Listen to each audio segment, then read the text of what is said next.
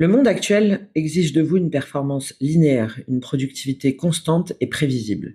Que vous soyez dirigeant de PME, indépendant, manager sous pression, jonglant avec l'incertitude, vous subissez la même force d'extraction, celle d'un système qui traite l'humain comme une ressource inépuisable. La saturation que vous ressentez, les signaux d'alerte autour de vous, en vous, de votre corps et l'épuisement de vos équipes sont les preuves factuelles d'une hérésie biologique. Nous avons tenté de calquer nos vies sur le rythme des machines en oubliant que la performance durable repose sur le respect de nos cycles profonds. Dans cette vidéo, nous allons décrypter la mécanique de ce que j'appelle l'inversion du vivant.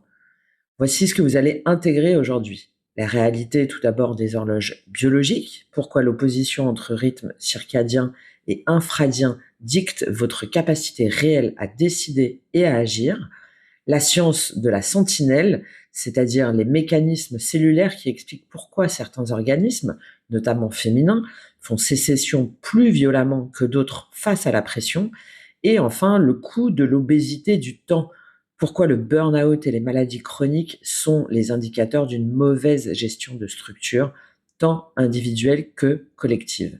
Regardons ensemble comment saboter ce mécanisme d'épuisement pour restaurer une architecture de réussite qui respire. Je m'appelle Nadège Gorek, bienvenue dans Nazra, je suis stratège et mentor vibratoire. On entre tout de suite dans le vif. Bienvenue dans cette nouvelle vidéo. Si vous regardez, c'est probablement que votre structure commence à vibrer un peu trop fort ou que vous sentez que le décor de performance constante qu'on vous impose est en train de se fissurer. Peut-être même que vous-même, vous vous êtes trop longtemps imposé. Regardez bien cette première slide. J'ai choisi le titre L'inversion du vivant parce que nous vivons une époque où l'on a littéralement retourné la matrice. On a pris des concepts mécaniques, industriels, comptables, et on a essayé de les faire rentrer de force dans nos cellules. On nous parle, par exemple, de faiblesse pour masquer une réalité biologique qui est au contraire une machine de guerre. Le capitalisme adore quand c'est tout droit, adore la ligne, une croissance qui ne s'arrête jamais, une productivité identique chaque matin à 8 heures. C'est ce que j'appelle la fiction solaire, c'est-à-dire qu'on se base sur le rythme circadien, cette horloge de 24 heures qui est calée sur le soleil et qui est le rythme de base de la testostérone, qui d'ailleurs ne représente pas tout à fait 24 heures, mais 23h56. Mais pour une grande partie de l'humanité, et particulièrement pour les femmes, il y a une deuxième horloge invisible qui est passée sous silence. C'est le rythme infradien. C'est ce cycle d'à peu près 28 jours qui fait varier notre métabolisme de 10 à 15%. Ignorer ça, ce n'est pas être efficace, c'est être dans le déni du réel.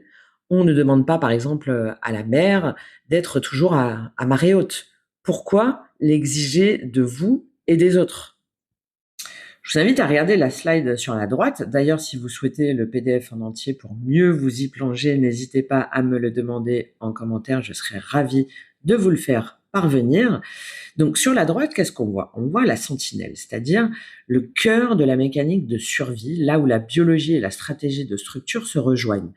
Pendant que la narration classique capitaliste nous enferme dans l'idée d'une fragilité émotionnelle ou de simples fluctuations hormonales, la recherche, notamment celle de Stanford en 2024, a mis en lumière une réalité bien plus tranchante, l'existence d'une hypervigilance structurelle portée par la molécule X-hist, donc notamment chez les femmes qui possèdent 2 chromosomes X. Donc, pour assurer cette stabilité du double chromosome X, nos cellules déploient un complexe protéique d'une densité exceptionnelle. Donc, c'est un peu comme notre système en tant que femme de sécurité de haute précision. Cette sentinelle possède une mission unique, maintenir l'intégrité du vivant face aux famines, aux chocs et aux crises majeures. Elle est le socle de cette endurance hors norme que vous mobilisez chaque jour pour piloter vos projets, vos équipes ou vos entreprises. Mais le conflit survient quand cette force d'endurance rencontre la ligne au milieu. Regardez le tableau central. D'un côté, une fiction de croissance infinie et d'extraction sans pause. De l'autre, une réalité cyclique faite d'expansion ou de retrait. Également valable d'ailleurs pour les hommes, même si c'est sur d'autres dimensions et d'autres cycles de vie.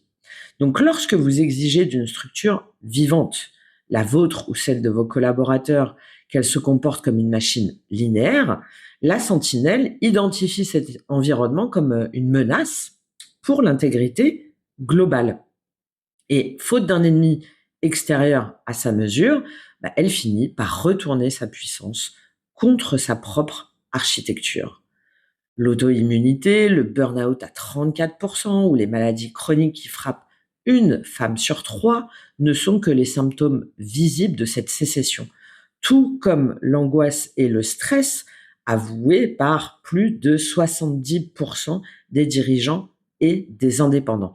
Donc ce sont les données brutes d'une force de frappe qui a choisi de déposer le bilan plutôt que de continuer à collaborer avec un système qui ignore ses besoins de régénération. Comprendre la sentinelle, c'est intégrer que votre fatigue ou vos démangeaisons ou vos irritations ne sont pas des failles de caractère, ce sont les appels d'une structure au contraire saine, mais qui se sent piégée et qui réclame le retour à une souveraineté temporelle et biologique. Cette transition nous fait passer de la mécanique microscopique de vos cellules à la réalité macroscopique de vos agendas. Et on quitte l'analyse de la sentinelle pour observer le territoire qu'elle tente de défendre, c'est-à-dire votre temps. Regardez cette image, c'est un rouage qui s'encrasse, cette horloge qui explose sous la pression. Nous y sommes, et depuis un sacré moment déjà, c'est ce que je nomme l'obésité du temps capitaliste. Nous avons bâti un modèle de société sur une fiction linéaire, une hérésie biologique qui part du principe que l'énergie est une ressource plate, infinie, extractible à la demande, et malheureusement pas que pour les ressources humaines. C'est le dogme de la performance constante. Mais regardez l'analogie que j'ai mise du pommier sur votre gauche, personne n'exigerait d'un arbre qu'il donne des fruits en plein mois de janvier. Normalement. Pourtant, c'est précisément ce que le système exige de vous, que vous soyez dirigeant, manager, salarié ou indépendant. À côté, qu'est-ce que ça donne? Une obsolescence programmée, puisque l'étiquette challenge, dépassement de soi, ça masque souvent une réalité bien plus cynique. Ignorer que le temps mort est en réalité le temps nécessaire de la régénération, c'est programmer l'obsolescence de votre structure, ce qui donne des données catastrophiques en termes de santé mentale, cette souffrance psychologique qui touche désormais la majorité des salariés. Le risque de burn-out, une explosion depuis plusieurs années. Burn-out, encore une autre problématique. Le système actuel privilégie l'extraction à court terme. On épuise donc le capital humain comme on vide une nappe phréatique sans se soucier du renouvellement. En tant que décideur ou en tant que salarié, vous devez nommer les choses. Ce n'est pas une question d'agilité, c'est de la mauvaise gestion. Le burn-out, l'auto-immunité ou l'eczéma ou toute autre manifestation physique et mentale, ce ne sont pas des bugs de votre nature, ce sont les conséquences logiques d'un système qui a fait le choix du profit immédiat au prix de la destruction de l'outil de production le plus précieux, votre vivant. Ce que vous voyez ici, c'est pour vous faire réagir comme quoi ce n'est pas une fatalité, c'est le résultat d'une désynchronisation volontaire. Nous avons créé un temps obèse, saturé de tâches inutiles et de réunions vidées de sens au détriment du temps organique. Alors, qu'est-ce qu'on fait de tout ça? Je vous propose quelques petits conseils, évidemment qui sont génériques, généraux, mais que peut-être vous pouvez, sur lesquels vous pouvez peut-être réfléchir ou vous en inspirer, déjà en tant que dirigeant, manager ou indépendant, pour une réponse pragmatique, hein, parce que vous avez le pouvoir de saboter cette machine infernale pour instaurer une économie du vivant. Alors, qu'est-ce qu'on a sur cette diapo? À gauche, les rouages bleus de la fiction linéaire. À droite, la spirale dorée de la réalité biologique. Le réalignement commence ici, par des choix de structure concrets. Ça peut passer, par exemple, par la fin du pic matinal. On doit cesser de sacraliser, quand c'est possible, la réunion de 9 heures. C'est une violence inutile qui ignore la diversité des chronotypes et les besoins de régénération de presque la moitié de vos équipes. On peut instituer, et à chaque fois ça donne des résultats vraiment très encourageants et en termes de motivation, notamment dans les entreprises dans lesquelles j'ai pu le mettre en place, mais aussi à travers différentes études, instituer des horaires à la carte, basés sur la réalité biologique et non sur un dogme solaire hérité de l'ère industrielle. On peut aussi mettre en place ce que j'appelle le management de la jachère. La performance constante est un mythe qui tue.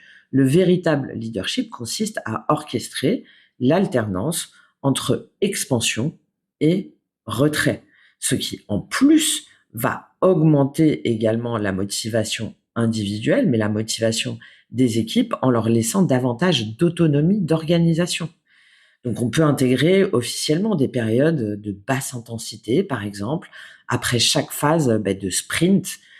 C'est pas le fait de respecter ce cycle, hein, c'est pas une question de luxe, c'est une stratégie rentable à long terme qui protège votre capital humain de l'épuisement. Parce que vous avez un rôle de pare-feu, que vous soyez par exemple DRH, dirigeant de petites entreprises, manager, mais vous aussi dans votre emploi du temps en tant qu'indépendant. C'est sans doute le point le plus crucial que pour vous qui portez des responsabilités. Votre mission n'est plus de servir de courroie de transmission à la pression descendante.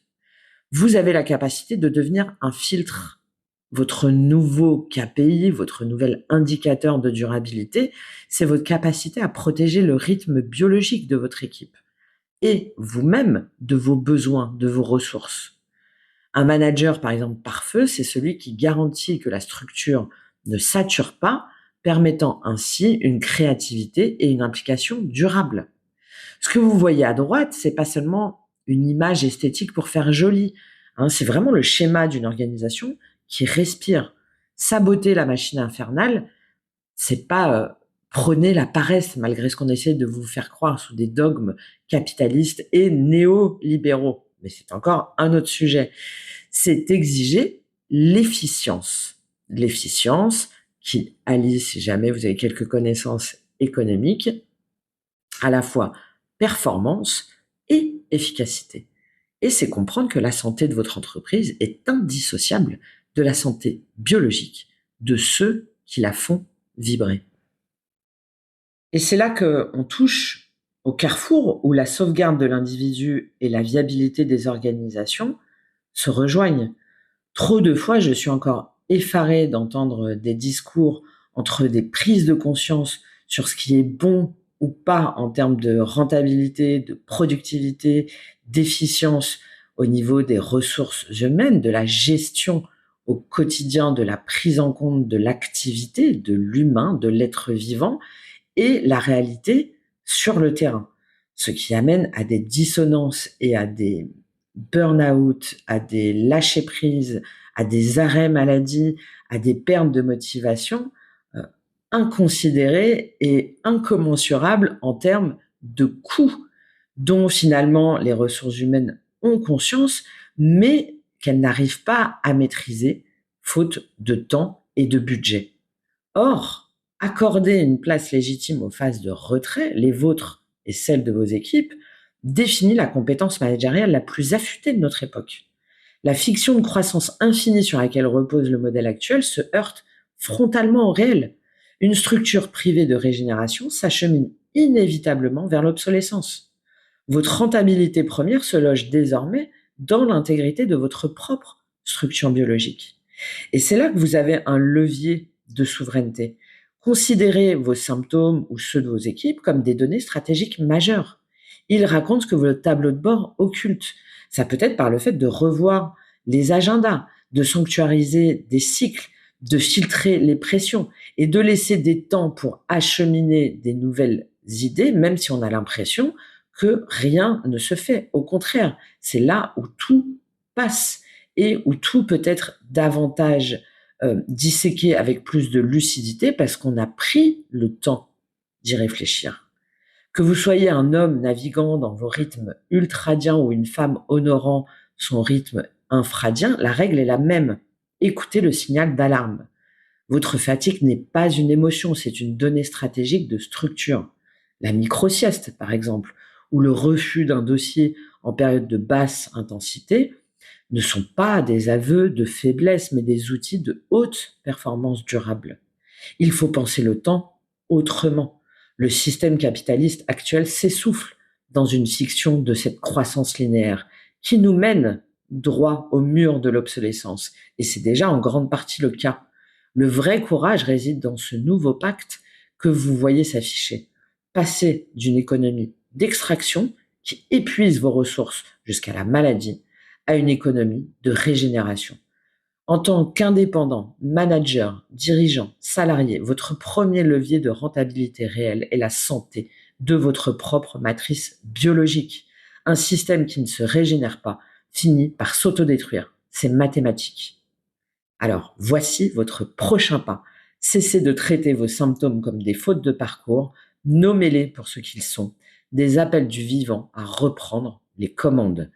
Identifiez dès aujourd'hui dans votre emploi du temps ce qui relève de l'extraction pure et ce qui permet la jachère indispensable à votre prochain sprint de création.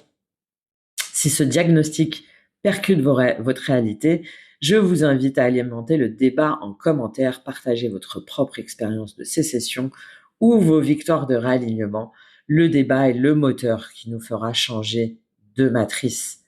Pour transformer cette vision en stratégie concrète pour vous ou votre organisation, je vous propose différents accompagnements dans la description. Le futur n'est plus mécanique, il est biologique. Reprenez le pouvoir sur votre temps. Merci d'avoir porté ce regard avec moi et à très bientôt. Au revoir.